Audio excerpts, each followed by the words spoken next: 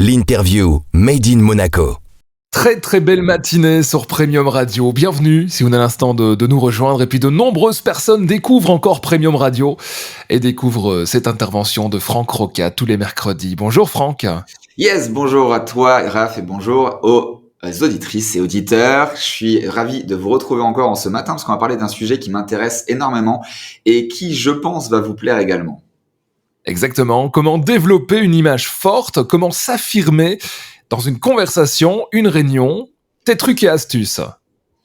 Yes, et ça me parle énormément, surtout qu'en plus là, à l'instant où on fait ce live, je viens de terminer un 5-day challenge au sein de notre communauté, et c'est un petit peu le fil conducteur de comment être visible, comment s'imposer, etc., etc. Mais plutôt, je vais démarrer en introduisant certaines questions qui, je pense, vont vous parler. Vous parlez, mais on ne vous écoute pas. Vous avez une idée, mais on ne vous prend pas au sérieux. Ça parle énormément, surtout quand on demande à l'ami, du tonton, de l'oncle, de la sœur qu'on n'a pas encore.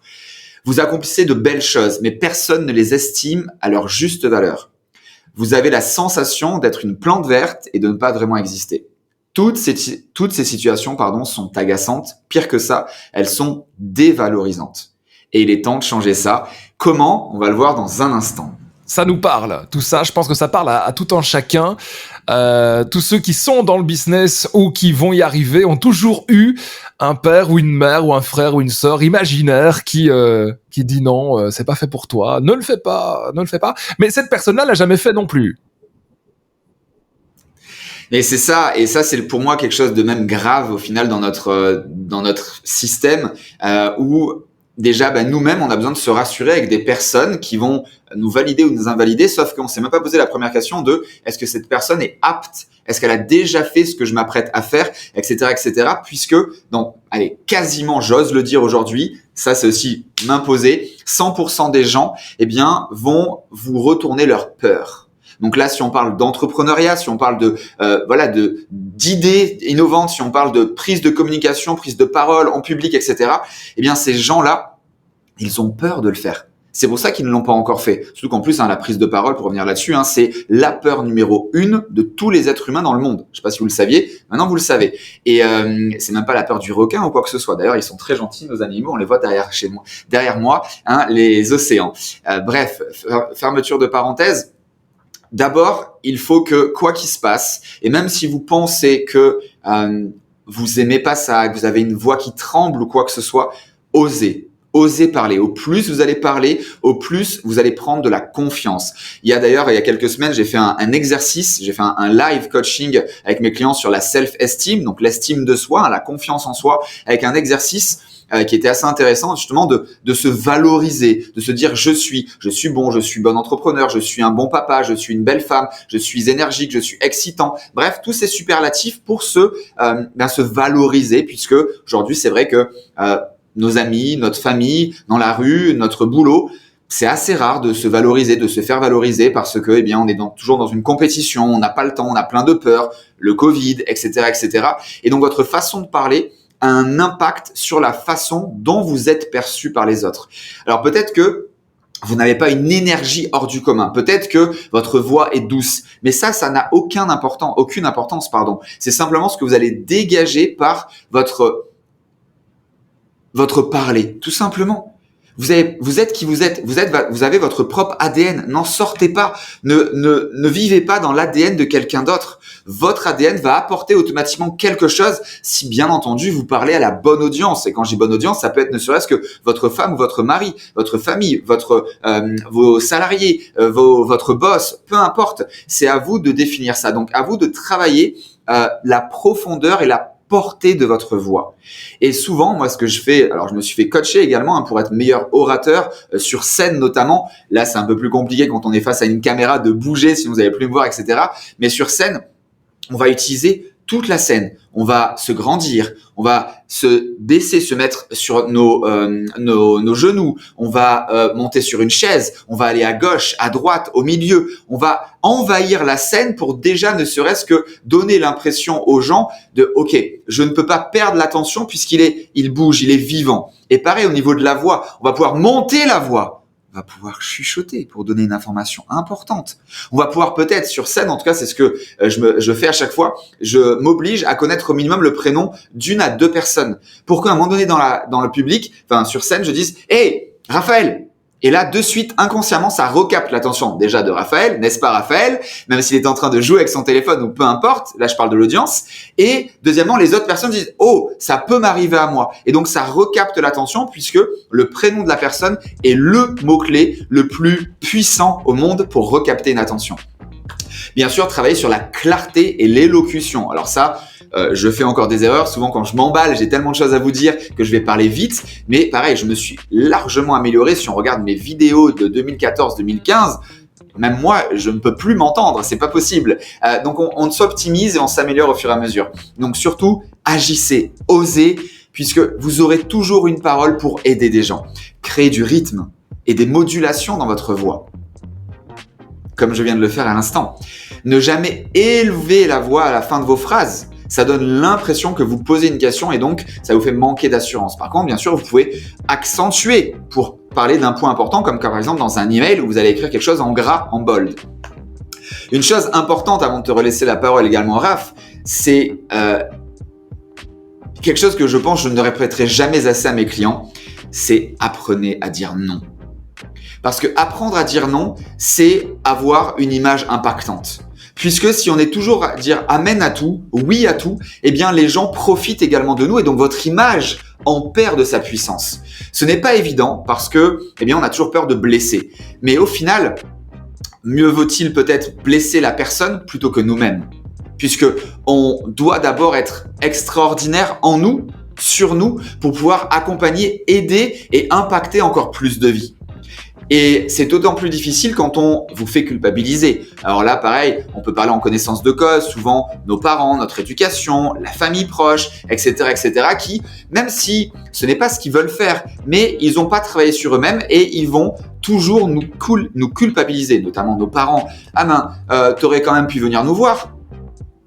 Eh bien, peut-être qu'on peut transformer ça, les parents en tout cas, en ça m'aurait fait vraiment super plaisir de te voir. Comment on peut faire parce que j'ai vraiment envie de te voir, ma chérie ou mon chéri. Ça change la donne. Après, ah oui, mais ouais, t'as préféré aller voir ta copine plutôt que venir nous voir. Ben non.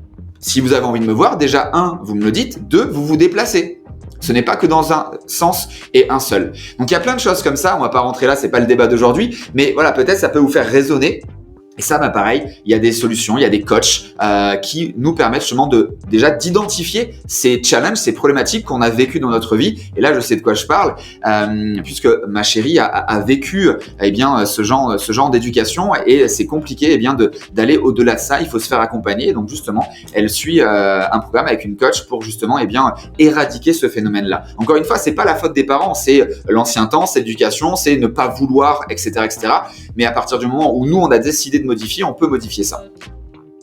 Et justement, on va teaser le prochain thème. Qu'est-ce que c'est sympa, la famille et le business pour la semaine prochaine. Il y a beaucoup de choses à dire aussi à ce niveau-là, comment mélanger les deux, comment y arriver, parce que bon, certaines personnes n'y arrivent pas. Mais avant toute chose, j'aurais bien envie encore de parler de cette image forte à appliquer aussi à une entreprise, par exemple sur les réseaux sociaux, c'est très important. Yes, tout à fait. Si on sort maintenant de la posture, on va dire personnelle, mais qui est aussi importante et qu'on peut utiliser dans la famille, dans le boulot et dans son entreprise, je terminerai juste avec adopter aussi une posture qui est stable.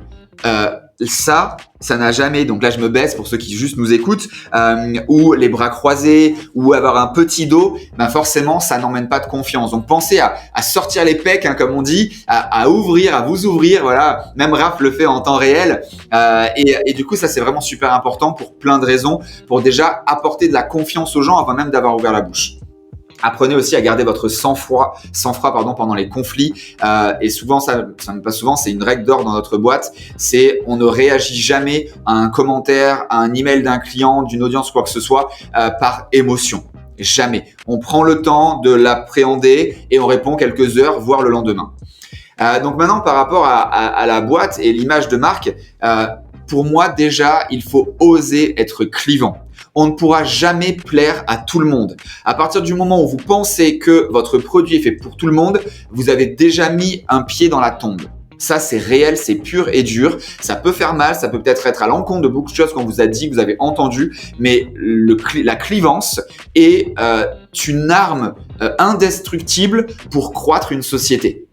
Parce qu'il y aura toujours des concurrents. Il y aura toujours quelqu'un qui va faire différent de vous. Mais justement, le but, c'est que vous ayez votre propre différence. Et ça part déjà par cliver, par avoir un message fort, être confiant sur ce message-là et ne jamais en douter, ne jamais en sortir. Par exemple, nous, une de nos forces dans notre société propulsée, c'est que pour l'instant, donc c'est encore beaucoup mon image qui la reflète et j'ai une personnalité où je clive énormément parce que je n'ai pas envie de travailler avec un certain groupe de personnes. Je n'ai rien contre ces gens-là. Par contre, eh bien, je vais les filtrer par mon clivage à moi déjà oralement, notre clivage, on va dire, d'écriture sur nos sites, sur nos publicités, pour que ces personnes-là qui pour l'instant on n'a pas envie de travailler avec eux pour plein de raisons, eh bien on préfère se concentrer sur ces gens-là qui ont ce qui nous fait kiffer, ce qui nous excite et surtout qui vont pouvoir beaucoup plus appréhender et avoir des résultats avec ce qu'on leur propose. Parce qu'encore une fois, il n'y a aucun produit au monde qui correspond à tout le monde.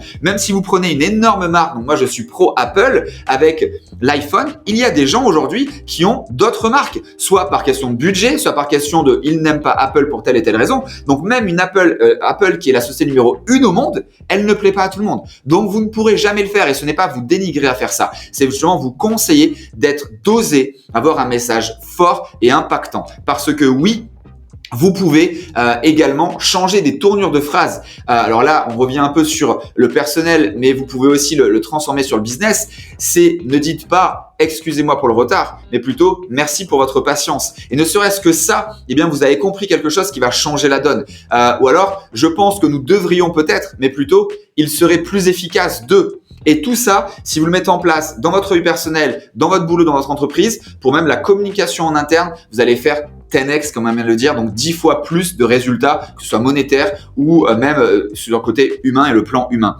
Et une dernière chose que je voulais dire, ça va être sur des routines quotidiennes d'affirmation positive. Et bien ça, pour vous-même, pour vous donner confiance, parce que on en revient aussi pour avoir un impact dans votre société. Si vous êtes l'entrepreneur, si vous êtes le chef d'entreprise, vous devez aussi déjà vous avoir validé en vous-même cet axe de travail, cette image forte, ce qu'on appelle nous les clés de notre réussite, ou déjà de base dans notre mission d'entreprise, c'est nous on ne vise que l'excellence. En dessous, on ne veut pas.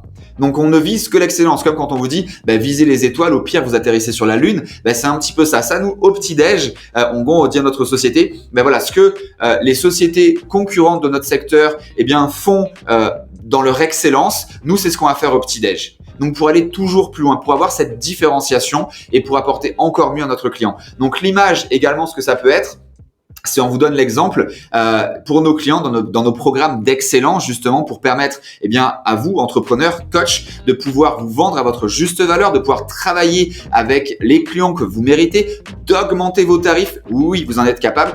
On a instauré également plusieurs éléments, plusieurs phases. Il y a du mindset, il y a des jeux, des exercices à faire sur justement la confiance en soi, sur avoir compris que pour gagner de nouveaux clients, pour gagner des parts de marché, pour vendre plus cher, pour travailler avec les clients que l'on mérite, il faut avoir cette USP, cette Unique Selling Proposition, cette proposition de vente différenciante qui vient de vos produits, mais qui vient également de l'énergie que vous mettez dans l'image de marque de votre société.